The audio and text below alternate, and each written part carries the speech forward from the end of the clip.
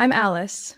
Last winter, when a snowstorm swept across Michigan and the temperature dropped below 10 degrees Fahrenheit, I wired $6,400 to replace the furnace in my parents' house in the suburbs of Grand Rapids. Right before the pipes nearly froze solid. No one asked me to do it. In fact, they didn't even know the furnace had failed. But I knew. I always knew. That year, my father, Martin, had just recovered from spinal surgery and could barely walk. My mother, Carol, had advanced arthritis, her fingers too stiff to hold a phone for more than a minute. They couldn't get down to the basement to check the system, and my brother Ben was working on music in the garage, meaning he was playing guitar and live streaming riffs that barely got any views. It was also me, the year before, who paid the full $3,890 in property taxes after they forgot and nearly got hit with a penalty. I still remember I was in the middle of a board meeting when Mom texted, "Call me when you have a sec, no rush." That was her code red. I opened the banking app and made the payment before the county flagged their account. I never told anyone about these things. No one knew I had to cancel a trip to Texas just to scrape together money for their car insurance in 2021. No one knew I quietly paid for 3 of Mom's prescriptions over 6 months when her Medicare coverage had issues. I knew those prescription codes better than the pharmacist did. My parents always called me stable. They liked that word like it was a personality trait rather than the result of working nearly 60 hours a week for 12 straight years, never taking more than 2 days off in a row. To them, I was the child they didn't need to worry about. The one who never failed, the one who didn't call crying halfway through the month, the one who didn't burden them, the one who didn't disappoint. I remember Mom once said, "Alice, you're such a blessing. I've never had to lose sleep over you." I smiled and said, "Thanks, Mom," even though in my head I wondered, did she ever stop to ask why she didn't have to? Ben was different. He'd dropped out of college twice, once in psychology, once in music studies. He was always in a phase of finding himself. Whenever he ran into trouble, the whole family mobilized like he was the center of a storm and everyone else had to brace. Me? I only came up when a solution was needed. One summer, I visited and found the lawn knee-high. The mower was broken, Dad couldn't fix it, and Ben said he had a guitar wrist strain. I called a landscaping service, prepaid for a month, then climbed a ladder and cleared the gutters myself. No one asked me to. When I got back to Chicago, Mom texted, "The house looks great. Ben must have cleaned up, huh?" I read it and let out a dry laugh. I didn't help to be praised. I helped because it was my home, my family. But over time, I started to wonder, did anyone really see what I was carrying? Or did they only see the things I made disappear? That house. I pulled it back from the brink more than once. But they never named me in their stories of being saved. They just said, "Good thing we have Alice. She's resourceful." Then immediately moved on to talk about Ben's latest idea for a soundtrack to some indie animated film. I stayed silent for years, but something in me started to crack one morning in March when I happened to notice a beige folder on the dining table, and inside it, the quiet confirmation that everything I'd done had never been seen as worth naming. That afternoon, I drove to my parents' house as usual, carrying a bag of prescriptions from Walgreens that I had paid for in advance. 3 types of blood pressure meds for my mom, arthritis medication, and a bottle of multivitamins she always forgot to take. My dad had texted earlier asking if I could help scan some documents for his new insurance application. The printer at their house was ancient, constantly jamming, and he never remembered where the power button was. I didn't think twice when I walked into the dining room and saw a stack of papers laid out neatly on the table, along with a scribbled note from Dad. "Scan all of these. I'm on the phone with Medicare." I sat down and started feeding pages into the machine. A few medical statements, a couple of utility bills, a letter from the bank. Then I saw it. A beige folder, thicker than the rest, sealed and labeled in Mom's handwriting. Will.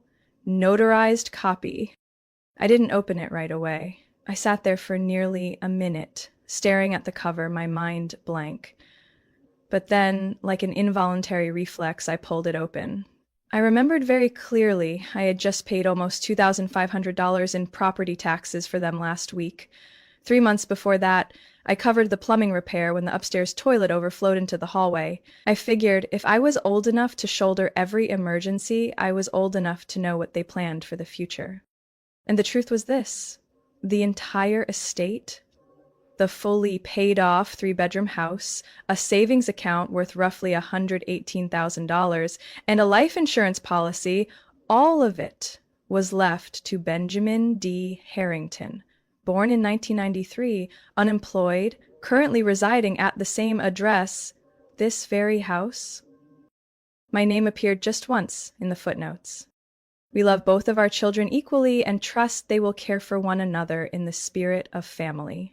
I read that line over and over again. It was polite, it was clean. It didn't say, "We're cutting out our eldest daughter," but it also didn't acknowledge anything I'd done.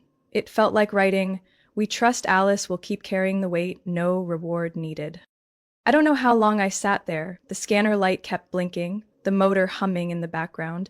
I could hear Dad in the living room talking on the phone about deductible limits and coverage caps. I stood up, took the folder, and walked into the living room. Dad looked back and smiled. "You finished scanning?" I held up the will. "What's this, Dad?" His smile disappeared instantly.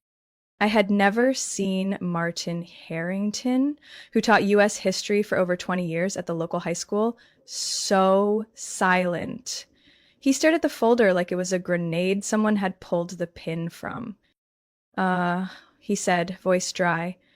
"You weren't supposed to read that, Alice." He didn't answer. He sighed and slowly set his phone down. "It's not what you think." Still silent. I wasn't imagining anything. It was in blue ink on white paper, with a notary stamp right there. "I get it," I said, oddly calm. "You and Mom believe Ben needs it more than I do." He looked down. "You're stable, Alice. You've got a good job. You don't need it." "You don't have to say anything else," I cut in. Soft, but final. "I understand. Perfectly." He nodded. "No excuses. No apology." I stepped out onto the porch, where the wooden swing I had assembled the previous spring was gently swaying in the April breeze. That day, I had also called a contractor to fix the collapsing front step. Ben had said he was allergic to sawdust. As always, I had reached for my wallet like a machine that didn't question commands. I sat on the swing, eyes drifting to the backyard. A neighbor's dog barked in the distance. My chest tightened, not from anger, but from emptiness. For the first time in my life, I wondered, if I stopped showing up, would they even notice? The wind brushed through my hair, carrying the soft clink of the wind chime in the corner of the porch. I remembered. I had ordered it from Etsy, a Christmas gift. Ben had given Mom a handwritten card with 3 awkward lines of rhyme. She said she loved both gifts equally. I closed my eyes. There was no more pain in me, only something growing stronger, awakening. I was still sitting on the porch when my mother, Carol, opened the door and stepped out. She was wearing the faded pink cardigan I gave her for Mother's Day 2 years ago, the tag still attached because she had forgotten to cut it off. She didn't say anything at first, just stood there, twisting the sleeve in her hands. I could hear her breathing more clearly than her words.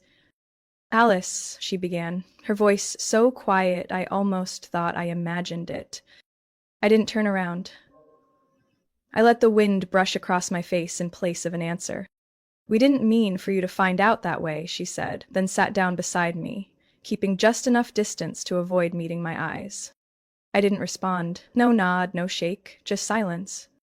"Ben, he's never had the kind of stability you do," she continued, eyes fixed on the wooden step below us. "He struggles. He's lost. I thought you'd understand that." I clenched my fists, nails pressing into my palms. "You thought I'd understand being erased from my own family's will?" "It wasn't erasure," she said quickly, her voice trembling. "We just believed you wouldn't need as much as he does." "Believed," I repeated. believed the only child who paid for the roof repairs, property taxes, blood pressure meds, wouldn't need anything at all. She turned away. A gust of wind blew her hair across her glasses, and she slowly untangled it, dragging the silence a few more seconds. Finally, she whispered, "Because your father and I co-signed a loan for Ben for an independent animation project." I turned sharply to her. "How much?" She didn't answer. "Mom, I'll ask again. How much?" 35,000. Her voice barely came out. I stood up. A number. Not a guess, not a feeling, not vague favoritism. A real debt, with real dollars, signed by my real parents. And me? I was only there when the fridge short-circuited, when the sink clogged, when the washer stopped mid-cycle.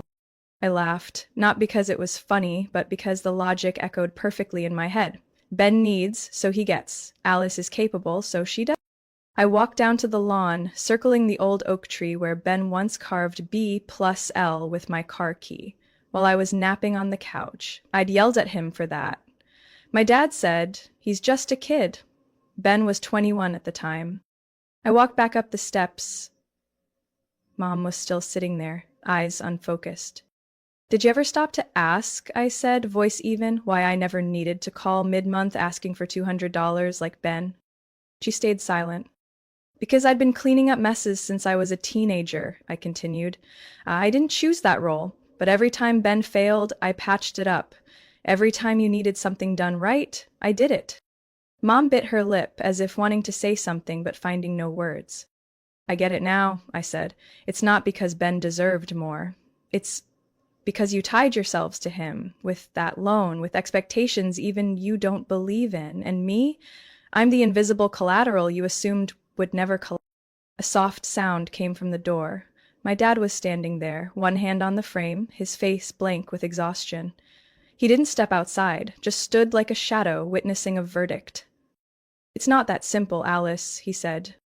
"No, Dad, you're right," I replied. "It's much simpler. You chose to keep this house by trading away your daughter, and once the paperwork was signed, everything under Ben's name, you came back expecting me to pay the utility bills like nothing happened."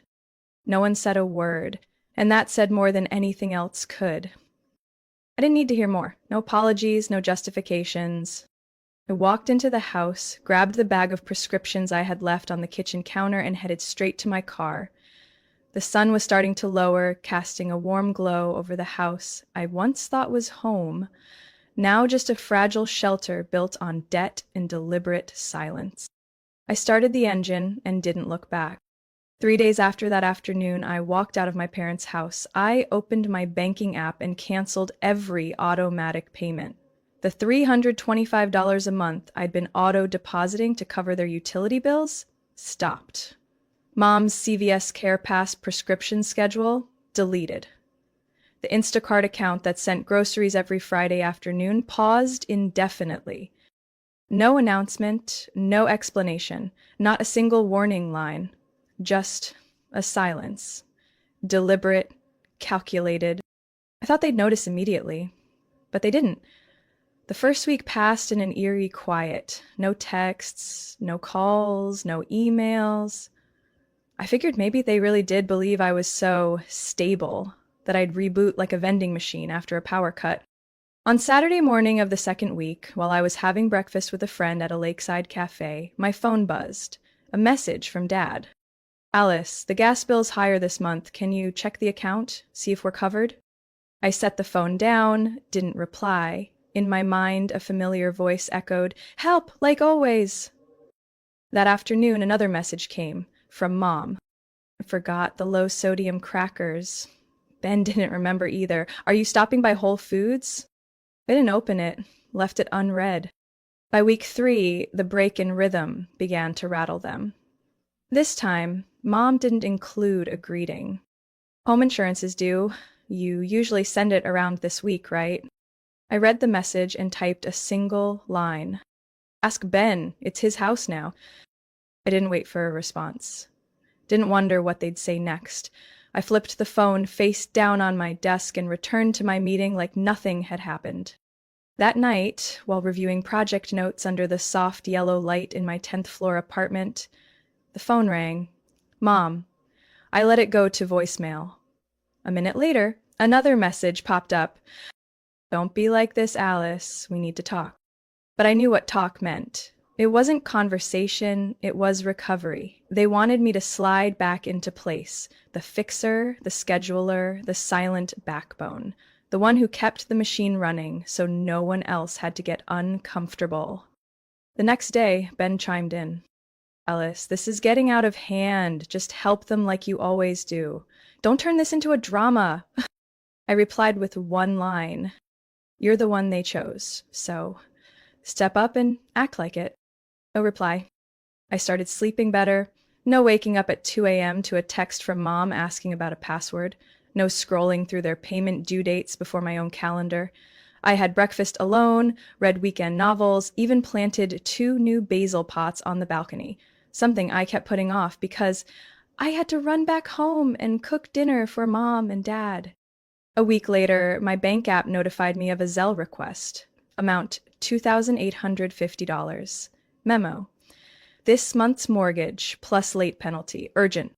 No greeting, no explanation, not even a please. My tap declined. 3 minutes later, Dad called. I didn't answer. An hour after that, Mom texted. Annalise, if you don't help, we could lose the house. I stared at the screen for a long while, then quietly set the phone down and kept cooking dinner. For the first time in years, I cooked just for myself. Not to drop off later, not to freeze for them, not to portion out for anyone else. That night, I stood at my living room window looking out over the city. The soft gold of the streetlights made everything feel still, but inside me, it wasn't stillness. It was change. Not an argument, not a dramatic exit, just withdrawal. A space that had always been filled by duty was finally going quiet, and I let it stay quiet. I thought that after I declined the mortgage transfer, they'd stay silent, but I was wrong. Thursday morning, while waiting for coffee at the cafe near my office, my phone buzzed with a Facebook notification. I rarely used the app, but kept it to follow old community groups and college friends. The screen showed a familiar line. Carol Harrington has updated her status. Curious, I opened it. The first sentence stopped me mid-bite. We've spent our lives loving, raising, and sacrificing for our children, but sometimes even that's not enough. Below was a photo of my mother standing on the front porch, the one where I'd installed the swing, trimmed the lawn, and fixed the gutters in silence. The lighting was soft, evoking sadness, pity. Within an hour, the post had dozens of likes. My aunt on Dad's side commented first. Carol, you're such a wonderful mother. Not every child knows how to appreciate that. A distant cousin I hadn't seen since Thanksgiving in 2012 wrote, This breaks my heart. Kids these days only think about themselves. I hope you find comfort. I scrolled further, and then I saw it. Ben, my younger brother, had reshared the post with the caption, Family isn't a condition, it's a commitment. No matter how tired I get, I'll never give up. Beneath his post was a parade of moral supporters. Ben, you really are the light of that family. You've sacrificed so much. I hope things get better for you and your parents. I read each comment, my eyes locked on the screen, hands cold. These people, they had no idea that their light once pulled $7,000 from our parents' account to fund an animation company with no website, no tax ID. They didn't know who paid the utility bill when our service was shut off in 2019. No one knew, because I never told them. And now, I was the ungrateful daughter. No one asked me anything. No one messaged to fact-check. They swallowed a pre-packaged narrative. The stable daughter had turned her back, and the struggling son was the hero keeping the family afloat. I wasn't angry. I just felt hollow. That night, I opened my laptop, thinking I might post a short explanation, but my hands froze above the keyboard. What would I even say? That I had paid nearly $30,000 over 6 years for debts that weren't mine? That I turned down a job in Austin to stay nearby, just in case the water heater leaked again? Those truths, typed out, would only make me look like I was defending myself. And the truth is, I didn't need to prove anything anymore. What I needed was peace. I closed the laptop, turned off the light. But just before bed, a message came in. From Rachel, the cousin I had once been closest to. Are you okay? I don't know exactly what's going on, but I'd like to hear your side if you want to talk. That single message brought tears to my eyes. Maybe not everyone was so easily swept up in a made-up story. Maybe a few people still knew not to rush to judgment. I didn't reply right away. I just stared at the screen for a long moment, then gently set it aside. Monday morning, I was getting ready to step into a meeting when the office phone rang. The receptionist's voice came through, a little tense. Ms. Harrington, there are 3 people at the front desk claiming to be your parents and brother. They say it's a family emergency. I stared at my computer screen for a few seconds, then answered, simply, tell them I'm not available, and I didn't schedule any meeting with them. They said they'll wait. I hung up, took a deep breath. My hand tightened slightly on the armrest. So, when social media couldn't rescue them from their financial mess, they reverted to the old tactic. Close in, cling on, corner me into confrontation. I didn't run. I finished my presentation, signed an internal contract, then headed down to the lobby. They were standing there, just past the glass doors. My father in a wrinkled white shirt, hands in his pockets, gaze fixed like he was waiting to command. My mother clutching her purse in both hands, dark circles under her eyes. Ben, arms crossed, leaning against a granite column, staring at the floor. I stepped out of the elevator, no rush, no shock. Alice, my mother called out as soon as she saw me. Her voice trembled, unclear whether from the cold or the fear of what she suspected was coming. I didn't say a word. I stood 3 steps away, far enough to keep boundaries, close enough to not look like I was hiding. My father spoke first. We need to talk. I looked directly at him. And there's nothing to talk about? He frowned. You'd really let us lose the house over a bruised ego? I tilted my head. And you really thought I'd stand still while being erased from my own family? My mother took a step forward, pleading. Don't be like this, Alice. I know you're hurt, but this wasn't intentional. I gave a soft laugh. Not intentional? Carefully wording the will, signing off on Ben's loan, those were all just accidents? Ben cut in.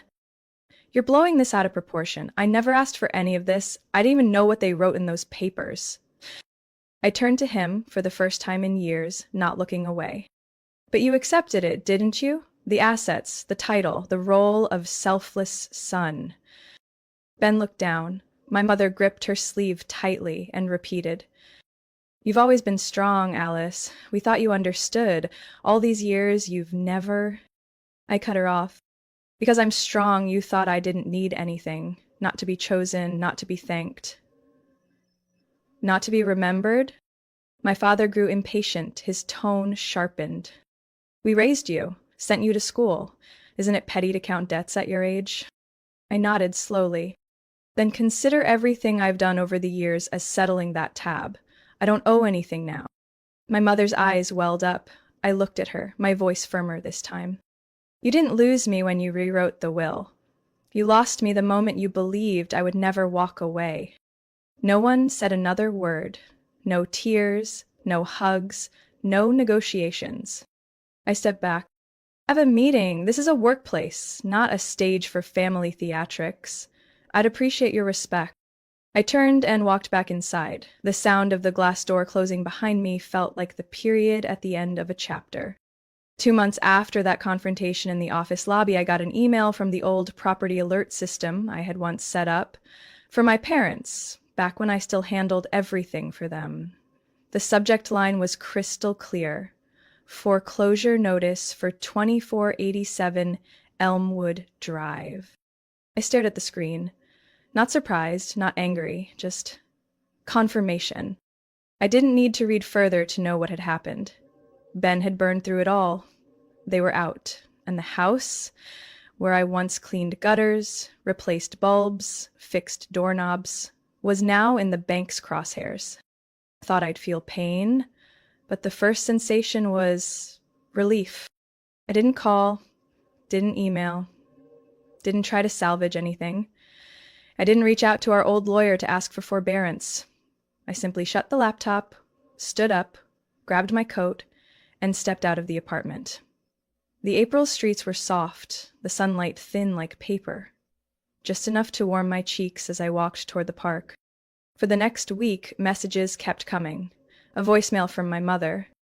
"We don't know what to do, Alice. They say the house will be sealed off next week. Can you help even a little?" A missed call from my father. No message. Just a sigh cut off halfway. Then Ben, one single text. "Everything's falling apart. You happy now?" I didn't respond. Not because I was happy, but because I was no longer obligated to carry the weight of choices that weren't mine. I still went to work, still grabbed coffee at my usual place, still did my grocery run on Saturdays, and over the weekend I planted a new patch of lavender in the corner of my balcony. My apartment had never been this quiet. No late-night calls, no guilt for turning off my phone on Sundays, no mental checklist of gauze packs for mom or premium coverage payments for dad. One late afternoon, driving past the old neighborhood on the way to an alumni dinner, I paused outside 2487. On the lawn stood a sign, "Bank-owned property, no trespassing." The white wooden gate I'd repainted in 2020 had faded. The oak tree in the yard stood bare, its trunk cracked. No one had bothered to prune it. No dog barking, no guitar from the garage, no smell of Mom's Sunday cinnamon waffles. I didn't get out of the car, I just sat there, window rolled down, letting the wind move through my hair. I looked at that house, once my whole world, and felt distant. I had kept that place alive, not with brute force, but with wire transfers, self-denial, nights spent closing reports so the bills could be paid for others. I didn't have to burn it down. I just stopped carrying buckets to the fire. And it collapsed on its own. My phone vibrated in my bag. Another call. Mom. Then Dad. Then a voicemail I didn't open. I didn't need to hear to know what they'd say. I simply silenced the phone, dropped it back into my bag, and pulled away. I drove slowly, as if leaving behind not just an address, but a role I'd been forced to play.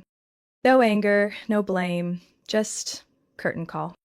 That night, I sat in my little kitchen, a warm amber light falling over the old wooden table I'd bought at a flea market, a steaming cup of peppermint tea in my hands. I didn't need to be seen to exist. I didn't need a will to know my worth. I had written it, line by line, with silence, with responsibility, with the choice not to return. For the first time in years, I wasn't wearing a watch, wasn't checking a calendar, wasn't scanning my inbox. I just sat there listening to the soft murmur of the city beyond my window, and I knew I was finally free. Alice's story is a clear reminder that sacrifice should never become a lifetime obligation just because of family. When love is weighed against injustice and exploitation, walking away isn't betrayal, it's courage. In real life, if you've ever been seen as the stable one who doesn't need anything, remember, you have the right to be acknowledged, to make choices, and to say no without apology. What do you think of Alice's decision? Was she too cold, or just claiming what she rightfully deserved? Share your thoughts below, and don't forget to follow the channel for more powerful stories about family and life.